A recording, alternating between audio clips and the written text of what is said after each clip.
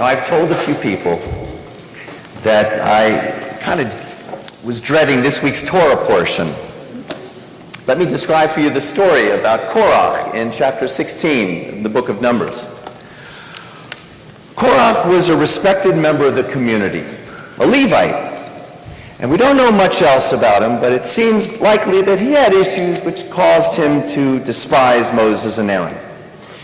He might have suffered abuse or trauma or at some point in his life, who knows? But he made up his mind that he did not want Moses and Aaron to be above him. We don't know for sure what his motives were, personal reasons, political reasons, whatever. It doesn't say in the text, but we know what happened next. He brought together 3 Israelites, and they gained the support of a larger group of chieftains, men of repute. And together they rose up against Moses and Aaron and said, "You have gone too far, for all the community are holy, all of them, and God is in their midst. Why then do you raise yourselves above Adonai's congregation?" That's almost word for word from the beginning of the Torah portion. Now, whatever Korach's reasons for challenging Moses and Aaron might have been, the reason he gave, that we're all holy, definitely sounds noble enough. Something almost anyone would have gone along with. And that was the idea. It was a clever idea. And I recall here the words of Abraham Joshua Heschel, who once said, "When I was young, I admired clever people. Now that I am old, I admire kind people." So there was a showdown, and what ended up happening was that the ground burst asunder, and the earth opened its mouth and swallowed up Korach and his people, and then it closed up over them, and that was that. Now, it was on Shabbat Korach last year, this Shabbat when this Torah portion is read, that we experienced the ground opening up. It was during our annual meeting when a gasping chasm opened between one side of the congregation and the other. It was the most painful and dreadful thing ever to witness. But this year, Parashat Korach is a pleasure. Tomorrow morning, Jose Blanco is becoming a bar mitzvah. Cal will chant from the Torah. And also, one of our regular attendees, Rabbi Raphael Goldstein, will chant from the Torah in celebration of his 50th anniversary of his bar mitzvah, saying Torah portion. So that's really something to celebrate. So I am averse to drama, and I'm averse to, and I'm also averse to undue attention. So I'm kind of feeling uncomfortable a little bit, but. And Jill, who I thought was supposed to be teaching a class somewhere else tonight, I was shocked to see you here, that you would have said that I don't have much interest in those kinds of things and food and things so much, because my attention seems to be somewhere else. And I think all those decades you spent with kids and young adults on the autism spectrum helped you to manage and keep me grounded a little more, and I think that was helpful. And we sometimes joke about it, that I sometimes seem like I'm from another planet altogether. And I guess there are times when I could try harder to conform. And I have tried.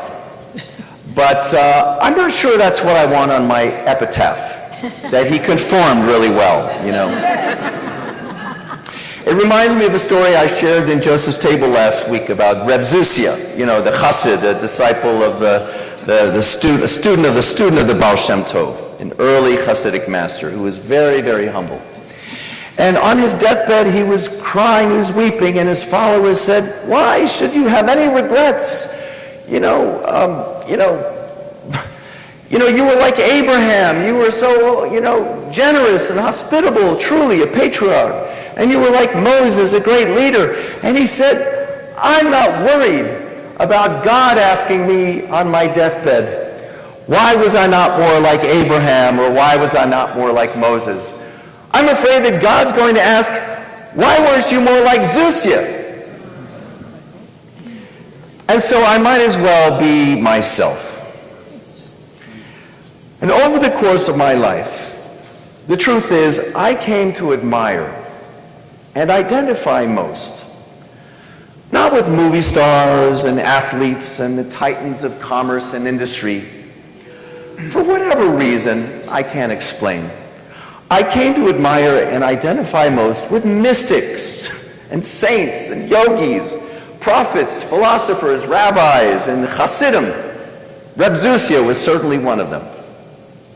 And it was 30 years ago when I chose the name Moshe as my Hebrew name. And it was over 10 years ago that I legally decided to make that my first name, and Tom my middle name. And I backed off from making people call me Moshe. They didn't need to do that, it's okay. But I still identified with the personality of Moses, Moshe Rabbeinu, and which was probably a bit audacious to think that I could strive to be like Moses.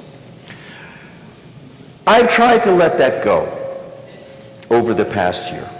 And when I searched to know who I am in my deepest core, there's one other personality I should mention who's been very close to my heart from an even earlier stage of my spiritual development, between 30 and 40 years ago, when I was in the ashram, before I rediscovered my Jewish roots. I came to encounter the poetry of an obscure, God-intoxicated Hindu poet-saint named Tukaram. He lived in India around the first half of the 17th century, roughly 400 years ago.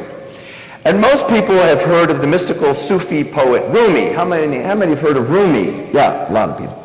How many have heard of Kabir, another great poet? A few. How many have heard of Tukaram? Okay, one, two. But you can search him up on the internet and read the Wikipedia article on him. And if his soul were reincarnated in the body of a suburban Jewish American born in 1960, that would have been me. And he's best known for his community-oriented worship, singing spiritual songs known as kirtan. Anyone heard of kirtan? Right? And his devotional poetry, which was remarkably insightful. Here's a great poem that's featured in the Wikipedia article.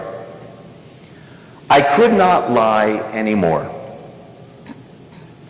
So I started to call my dog God.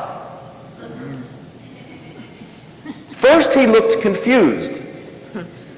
Then he started smiling. Then he even danced. I kept at it. Now he doesn't even bite. I'm wondering if this might work on people. That's beautiful. It doesn't rhyme, but it's a great one. Tuka's reputation spread as a humble and pious servant of God, an exemplar of bhakti yoga. If you've ever heard of bhakti yoga, the path of love and devotion, where you can achieve complete spiritual self-actualization through a simple practice of loving God.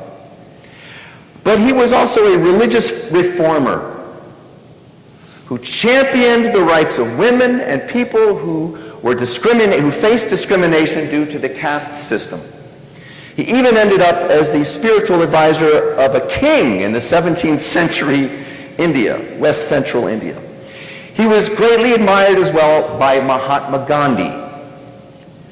And in the early 20th century, when Gandhi was imprisoned by the British colonial government for his nonviolent movement, he read and translated Tukaram's poetry, along with other sacred texts for inspiration.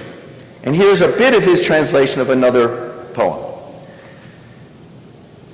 Saintliness is not to be purchased in shops, nor is it to be had for wandering, nor in cupboards, nor in deserts, nor in forests, nor across the sea or on a mountain. It is not obtainable for a heap of riches. Tuka says it is a life's bargain, and if you will not give your life to possess it, you better be silent. It continues, merit consists in doing good to others, sin in doing harm to others. There is no other pair of opposites comparable to this. Truth is the only freedom. Untruth is bondage. There is no better teaching than this. Companionship of the good is the only heaven. Indifference is hell. Tuka says, it is thus clear what is good and what is harmful. Let people choose what they will. And so let me say, I know myself as a humanist. Not a secular humanist, a spiritual humanist. And there is such a thing. What Rabbi Roland Gittleson might have called, what he called a religious naturalist. I'm also a minimalist and a simple person, really. I'm a bhakti yogi.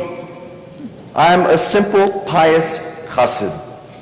I don't claim to be any more than that. Eventually, I realized I wasn't born a Buddhist or a Hindu, as I've said 1,000 times. I was born a Jew. And I made the decision to find my path in a Jewish way. And this is where it has led. And it's been a wonderful path. I have learned many things, and I will continue to travel on this path. But in my closing statements, I promised to speak to a few groups of people, those for whom I can only say I'm sorry. And I hope we have all learned from our experiences. Those to whom I would say I tried my best.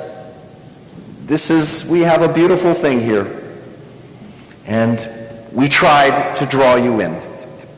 But lastly, I want to speak to those who have supported me all this time. And I want to say thank you. It has really been a wonderful journey here with you. The classes, the services, the simchas, the many, many, many special moments together with each and every one of you.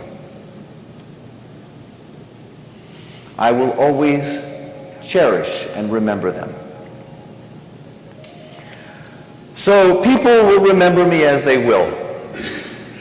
As Tom, Moshe, Tomarama. But now I look to the present and the future. What can that be like? How can we all be partners with God in creating the best of all possible worlds? That's what we're here to do. How can we live in alignment with our best possible selves, with our authentic selves, so that we can live life fully and solve more problems rather than to create more problems? In the end, the final goal is for us to live together as a single human race. There are not separate races. There is only one race, the human race. And we must live as responsible stewards of this planet. What else is there for us to do? We can expand, deepen, and build on our relationships and friendships as partnerships. So let us stay in touch as friends and as partners on a path that continues the evolution of consciousness and the dawning of peace on our planet. And together let us say, Amen. Amen. Thank you.